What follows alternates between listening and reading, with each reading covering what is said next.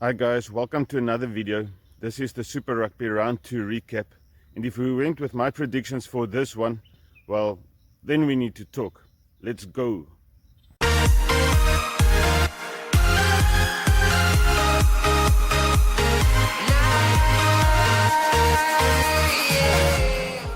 Okay man, so first of all, I obviously didn't have a good weekend for the predictions.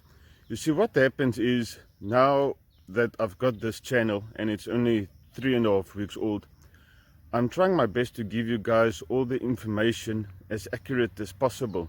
And what actually I think happened this weekend is I overanalyze things, kind of like overthinking things, and then sometimes you end up making the wrong decisions. In this case, they call it, analysis paralysis, and I think I just overthought some of the decisions I made on prediction day. But anyway, let's get to the wrap up now. Okay, so the first game was the Sharks versus the Highlanders at Forsyth Bar Stadium. I reckon that the Highlanders is going to win this one, but what happened was it was a very tight game for the first 30 minutes. Then the last 10 minutes of the half, the Sharks just sort of ran away with it, and then a very tight second half as well. The Sharks put a lot of pressure on the Highlanders due to high kicks. I think this tactic will only work against some teams though, but nonetheless, it worked on the day. So the halftime score on this game was 27 points to 3 for the Sharks. The second half, the Highlanders fought back a little bit, but couldn't quite get back into the game. And the final score ended up being 42 points to 20 to the Sharks.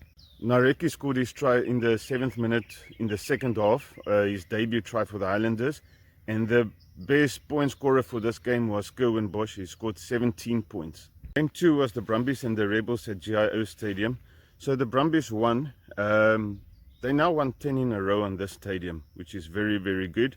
The Rebels went for a quick line-out throw in the 2nd minute that didn't work out very well, and eventually led to a try by Simone. The second try by the Brumbies was a great offload by Loliseo for Tom Banks. And then also Loliseo had a very good game this week and last week as well. Half-time score on this game was 24 points to 7. The Rebels tried fighting back in the second half as well. Couldn't quite do it though. But yeah, Angus Cottrell 2 tries for the Rebels, and then full-time score 39 points to 26. A very entertaining game, lots of points on that one as well. So before I carry on with Saturday's games, I just want to say that this channel now is like on its 25th day, and by the time of me filming this, I've got 45 subscribers. I would really appreciate you guys if you comment below which team you support. I would like to know each of you better. I know Boxer from, I assuming he's from Argentina. He is obviously Jaguares, but please comment below. If you haven't subscribed yet, subscribe and comment below. Which team do you support for this tournament? Game 3 of the weekend is the Chiefs versus the Crusaders, and it was a cracker just as I said it would be. So Crusaders lost this game, although they were ahead at halftime. The halftime score was 12-8. They spent, I think, like the last 10 minutes on the Chiefs try line, and they just couldn't break through. There was opportunities out wide, but bad passing, never got any points for that. Then the second half, the Chiefs scored a quick try like in the 42nd minute, and then another chance went begging for the Crusaders on the also early in the second half. Due to bad handling once again, they lost another try. Full-time score 25 points to 15 for the Chiefs. Top scorers was Aaron Cruden with 10 points for the Chiefs, as well as Severies for 10 points for the Crusaders. It was Waratahs Blues. Not a very good game considering the conditions and the crowd. There was like no one on the stadium.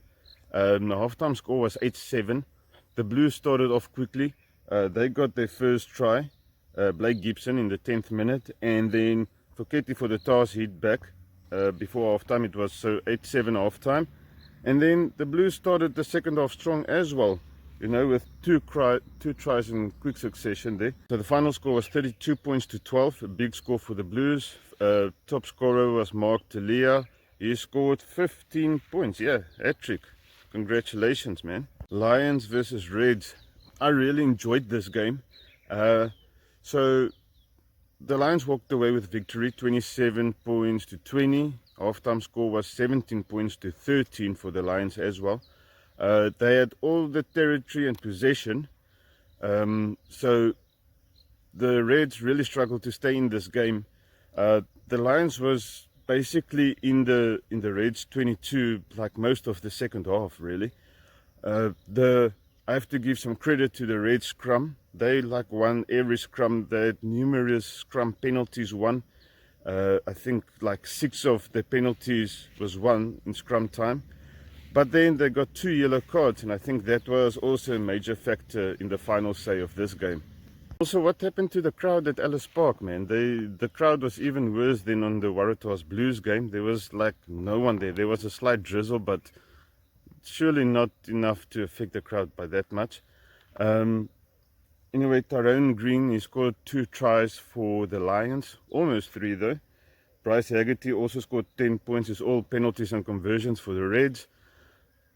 I think Tyrone Green, I laughed a bit when he came out second half and he was on the big screen and he winked at himself at the big screen.